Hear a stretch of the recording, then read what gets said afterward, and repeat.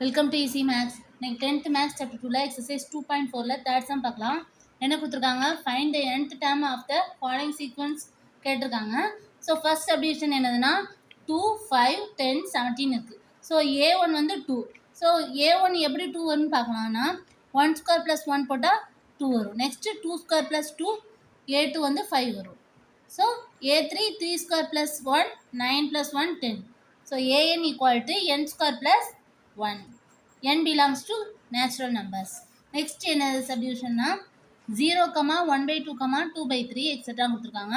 First A1 என்னது 0/1 இருக்கு. So இது எப்படி எழுதலாம்னா 1 - 1 0வா, 8/1 போடலாம்.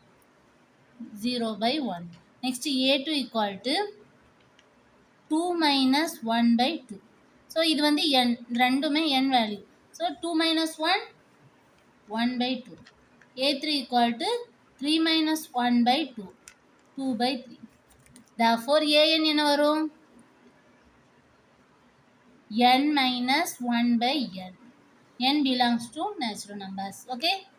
Next third subdivision பார்க்கலாம்.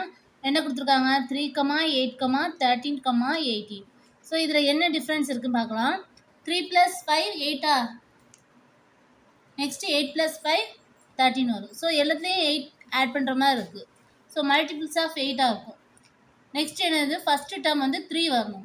A1 வந்து 3 வரணும். அப்போ எப்படி போடலான்னா 5 × 1 - 2 போடலாமா? 5 × 1 5 - 2 3. ஓகே. நெக்ஸ்ட் A2 போடும்போது எப்படி வரும்னா 8 வரணும். 5 × 2 - 2 போடும்போது இந்த 2 மட்டும் தான் வேரியேஷன் ஆகணும். ஸோ 1 2 3 அப்படி போயிட்டே இருக்கும். 5 × 2 10, 10 - 2 8.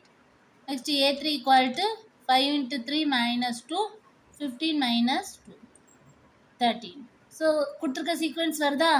Therefore AN equal to etc.